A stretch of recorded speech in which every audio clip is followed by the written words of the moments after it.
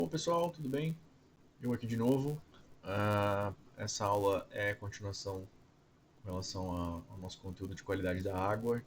Eu falei bastante para vocês sobre, nas aulas anteriores, sobre as cinéticas, né, de desoxigenação e cinética de reaeração, né? E agora a gente precisa entrar no modelo, né? Até aqui a gente falou de vários dados e parâmetros que vão entrar no modelo. A gente vai falar um pouco disso também hoje, porque a gente vai trazer algumas questões novas na entrada do modelo, como é que a gente trabalha nesse início de modelo de qualidade da água, né, usando o modelo clássico de Streeter-Phelps, conhecendo primeiro o Streeter-Phelps, para depois a gente pensar em outros modelos de qualidade da água, né? Então, nossa aula de hoje é um pouco sobre como a gente começa a trabalhar com esse modelo de qualidade da água, levando em consideração, é lógico, tudo que a gente já viu nas aulas anteriores.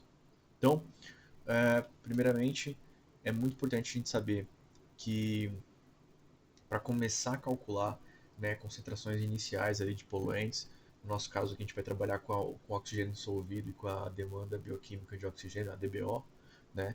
Mas a equação de mistura, que é o que a gente está vendo aqui no item 3.2.6 do livro do professor Marcos von Sperling, que é o livro de introdução à qualidade da água e ao esgoto doméstico, esgoto sanitário, enfim, um pouco sobre efluente, tratamento de efluente, esse livro traz algumas coisas, né?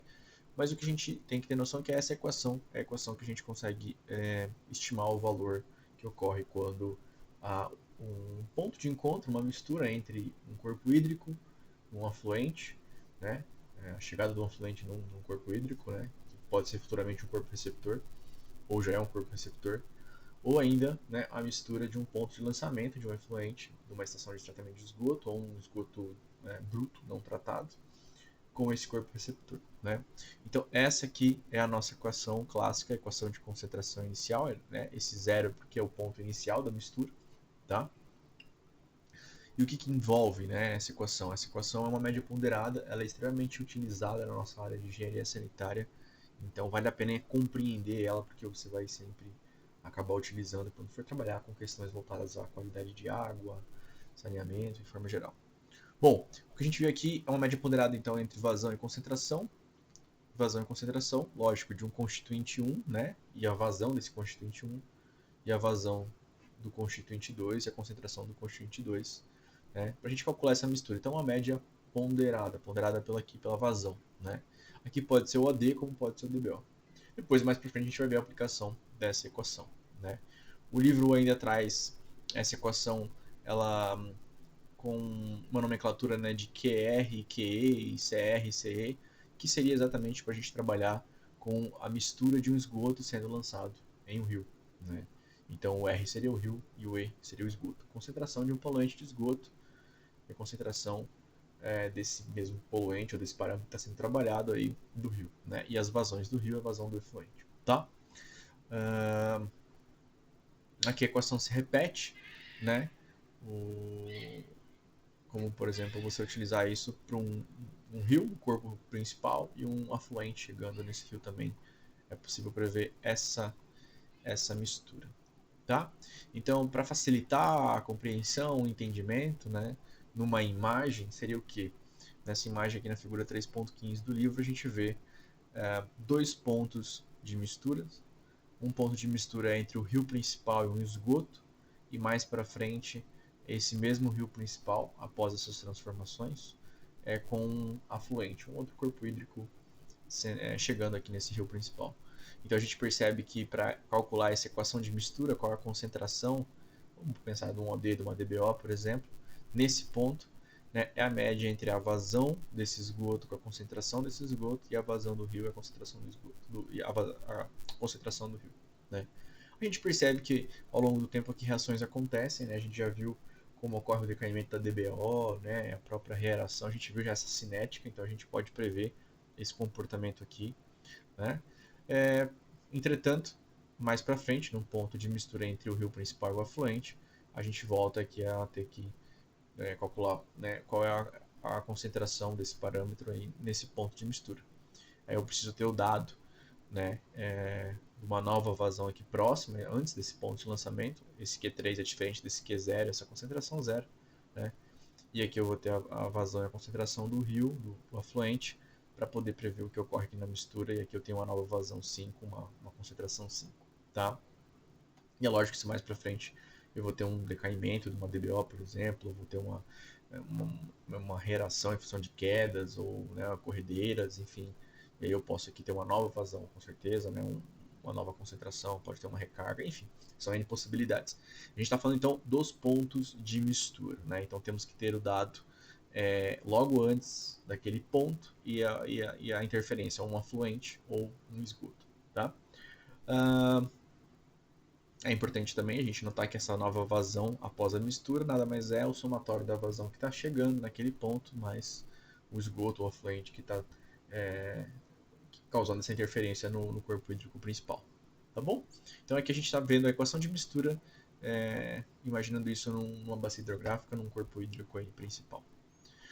Uma outra forma de se trabalhar também não é com a equação de mistura, mas é trabalhar com a razão de diluição.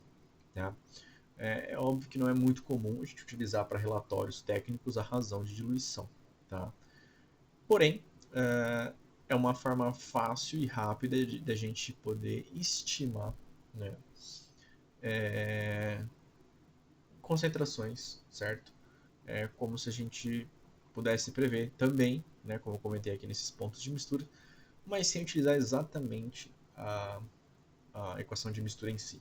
Né? Então a razão de diluição nada mais, nada menos, e tem um exemplo claro aqui no livro, depois vocês podem também adquirir o livro e com mais calma estudar um pouco mais esse assunto, mas aqui como né, um guia para o que é importante nessa área de modelagem, de autodepuração, e tendo visto todos os outros parâmetros que já vimos até agora, né, é importante conhecer a razão de diluição. Às vezes também isso cai em concurso, ou isso pode vir, às vezes, aparecer de alguma forma num relatório, né, menos técnico, um pouco mais informal e algo prático, enfim. Mas como é que a gente trabalha com essa razão de diluição? Então, a razão de diluição, né, é uma relação que tem entre a vazão do rio e a vazão de esgoto, certo? Então vamos supor que eu tenha um rio, né, que tenha uma vazão 10 vezes maior do que essa vazão de esgoto. Né? Em números a gente pode pensar assim, eu tenho um rio com 10 metros cúbicos por segundo e eu tenho uma vazão de esgoto de 1 metro cúbico por segundo. Né? Então essa razão é uma razão de 10. Né? O que aconteceria aqui? Né? Para eu prever essa concentração nesse ponto de mistura. O ponto de mistura entre esse rio e esse esgoto. Então o que acontece? Imaginem que esse esgoto, né, que tem uma vazão de 1 metro cúbico por segundo, como eu comentei, é lançado num rio que tem a vazão de 10 metros cúbicos por segundo, ou seja, 10 vezes maior, mas lança uma concentração de 300 miligramas por litro, de DBO, por exemplo. Então, esgoto bruto praticamente sendo lançado num corpo hídrico. Então, sabendo que a razão é de 10 entre a vazão do rio e a vazão do esgoto, se eu pegar esta concentração e dividir pela razão de diluição, ou seja, 300 dividido por 10, nada mais, nada menos, eu estou supondo que eu tenho uma concentração de DBO de 30 miligramas por litro nesse ponto de mistura. Tá? Então, nada mais, nada menos, a gente pega a razão de diluição, né? Que é essa razão entre a vazão do rio e do esgoto, por exemplo, né? E pegamos o valor da DBO que está chegando do esgoto bruto, por exemplo, ali que é 300, e vamos dividir por essa razão. Então, uma DBO de 300, numa razão de diluição de 10, a gente provavelmente vai ter mais ou menos por volta de 30 miligramas por litro. Tá? Sabendo que esse valor é um valor que vai mudar a classe do rio e vai impactar o ambiente, aquele corpo hídrico, aquele eventual corpo receptor, essa concentração ela não é permitida. Né? Então, o que seria possível? A gente pensar numa remoção. Né?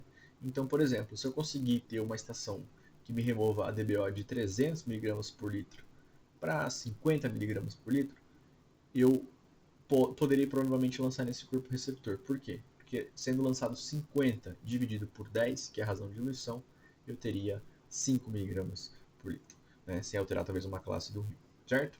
Então, isso é uma forma também um pouco mais prática e mais rápida de trabalhar com relação à razão de diluição. Né? Bom,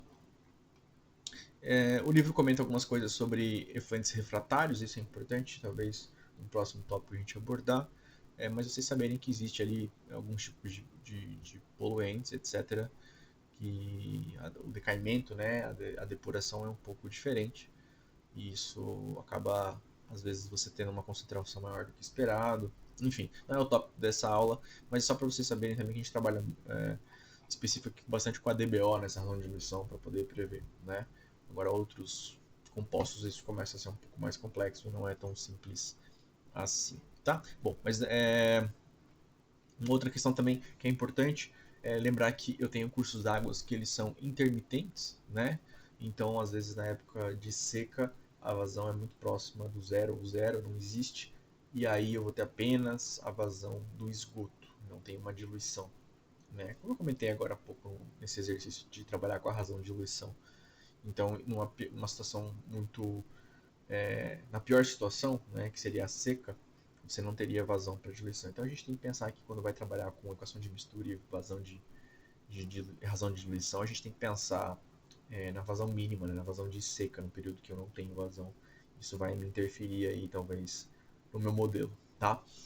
Ah, bom, a partir desse entendimento da equação de mistura, né, a partir de agora a gente já vai poder falar um pouquinho mais sobre o passo a passo para poder fazer um estudo de autodepuração simplificado usando o modelo de Slater-Phelps, tá? É isso, fica para o próximo vídeo. E aí eu espero que vocês tenham gostado até aqui, para ter entendido essa equação de mistura. É uma equação extremamente utilizada, né? Ela será conectada com todos os outros parâmetros que a gente já tem falando nas outras aulas, para agora explicar para vocês como é esse passo a passo aí para fazer um estudo de autodepuração.